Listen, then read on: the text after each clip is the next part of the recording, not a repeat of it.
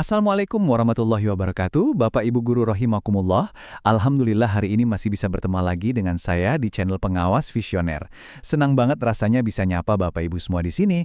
Nah, hari ini kita bakal ngobrolin sesuatu yang sering banget jadi obrolan hangat, entah itu di ruang guru atau bahkan di ruang kepala sekolah, yaitu tentang apa sih sebenarnya makna sejati dari seorang guru motivator.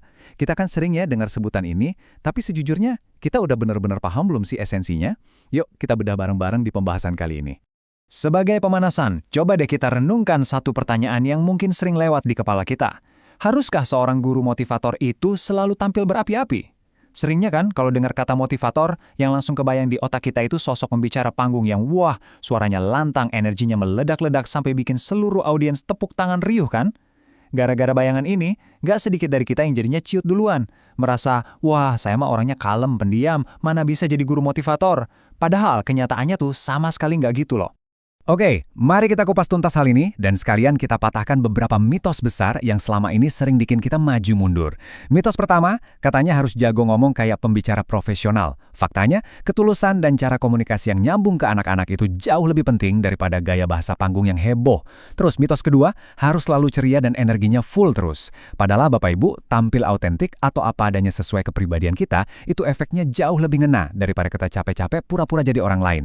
Terakhir nih, mitos ketiga, guru motivator itu sosok yang super sempurna. Wah, faktanya, guru motivator ya manusia biasa yang kadang bikin salah. Tapi bedanya, mereka nggak pernah berhenti belajar. Jadi intinya jadi guru motivator itu bukan soal acting yang sempurna, tapi soal ketulusan hati kita. Biar obrolan kita makin terarah, ini dia peta jalan kita hari ini. Kita bakal bahas 5 poin penting. Makna sejati guru motivator, 5 karakter utama yang inspiratif, perbandingan guru biasa versus motivator, cara membangun mindset baru, dan pastinya langkah praktis mengajar yang bisa langsung Bapak Ibu coba. Langsung aja kita masuk ke bagian pertama, makna sejati guru motivator. Sebenarnya definisinya ini dalam banget loh Bapak Ibu. Guru motivator itu adalah mereka yang bisa ngebangkitin semangat belajar, numbuhin rasa percaya diri, dan bikin anak-anak merasa ingin belajar. Ingat ya, ingin belajar, bukan cuma karena terpaksa atau sekedar harus belajar. Ini kata kuncinya. Guru motivator nggak cuma pusing mikirin materi apa yang mau diajarkan hari ini, tapi mereka benar-benar peduli sama gimana ya perasaan anak-anak waktu nerima materi ini. Indikator suksesnya juga gampang banget dilihat. Kalau anak-anak keluar dari kelas Bapak Ibu dengan wajah lebih cerah, lebih pede, dan gak takut buat mencoba hal baru, wah selamat. Itu artinya Bapak Ibu sudah ada di jalur yang benar. Nah sekarang kita lanjut ke bagian kedua. 5 karakter utama yang inspiratif.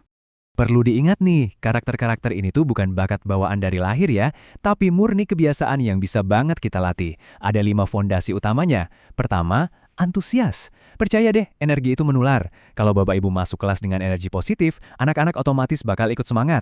Kedua, empati, yaitu kemampuan buat benar-benar memahami, bukan malah buru-buru menilai atau menyalahkan anak. Ketiga, selalu positif. Fokuslah pada potensi yang anak punya, jangan cuma nyari-nyari kekurangannya. Keempat, komunikatif. Sampaikan pesan dengan jelas, tapi juga harus nyentuh ke hati. Dan kelima, konsisten. Terus berusaha jadi lebih baik. Contoh nyatanya yang paling simpel nih. Coba deh biasakan nyapa anak-anak pakai senyuman dan panggil nama mereka waktu masuk kelas.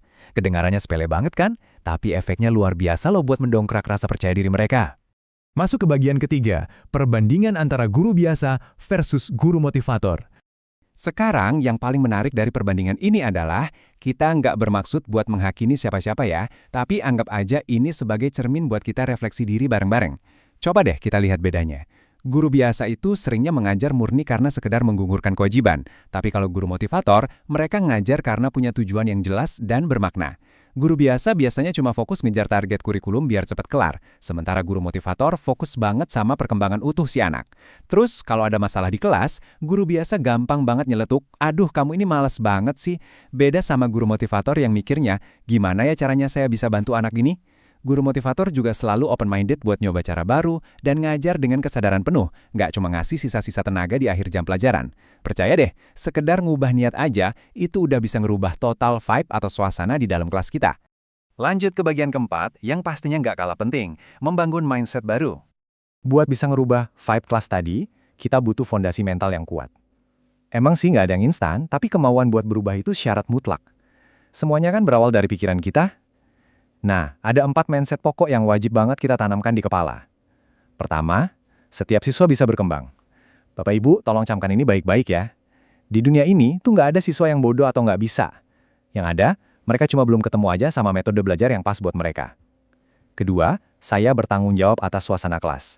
Kalau kelas terasa kaku atau pasif, yuk kita cari solusinya. Jangan buru-buru nyalahin anak-anak. Ketiga, mengajar adalah mempengaruhi. Mulai dari tutur kata, tatapan mata, sampai gestur kita, semuanya bakal ninggalin jejak loh di hati mereka loh. Dan keempat, perubahan dimulai dari diri saya sendiri.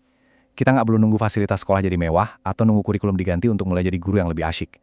Dan sampailah kita di bagian kelima, langkah praktis mengajar. Terus gimana dong cara mewujudkan semua teori tadi di kelas? Nah, ini dia 5 langkah praktis yang bisa Bapak Ibu cobain besok pagi. Pertama, benerin niat sebelum melangkah masuk kelas. Coba tanya ke diri sendiri, saya pengen anak-anak jadi seperti apa ya habis keluar dari kelas saya ini? Kedua, pakai bahasa yang ngebangun. Yuk kita mulai ubah kalimat negatif jadi positif. Daripada teriak, jangan ribut, mending kita ganti pelan-pelan jadi, yuk anak-anak kita fokus sebentar ya. Ketiga, kenali siswa secara personal. Paling nggak hafal lah sama nama-nama mereka. Keempat, biasakan luangkan waktu sebentar buat refleksi sepulang sekolah. Dan kelima, ini yang paling krusial, latih diri secara bertahap. Nggak usah nafsu mau ngerubah semuanya dalam semalam, nanti malah stres sendiri. Pilih satu aja dulu, kebiasaan kecil, latih di kelas, dan konsistenlah di situ. Sebagai penutup obrolan kita hari ini, yuk kita resapi satu kalimat ini bareng-bareng.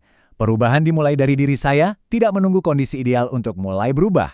Menjadi seorang guru motivator itu ibaratnya lari maraton Bapak Ibu, sebuah perjalanan panjang, bukan garis finish. Teruslah belajar, teruslah jadi inspirasi, karena di tangan Bapak Ibu sekalianlah masa depan anak-anak kita ini dibentuk. Jadi, kira-kira satu kebiasaan kecil apa nih yang bakal Bapak Ibu ubah di kelas besok pagi? Terima kasih atas perhatiannya. Mari kita tutup pertemuan ini dengan doa kafaratul majlis. Subhanakallahumma wa bihamdika, asyhadu an la ilaha illa anta, astaghfiruka wa atubu ilaik. Wassalamualaikum warahmatullahi wabarakatuh.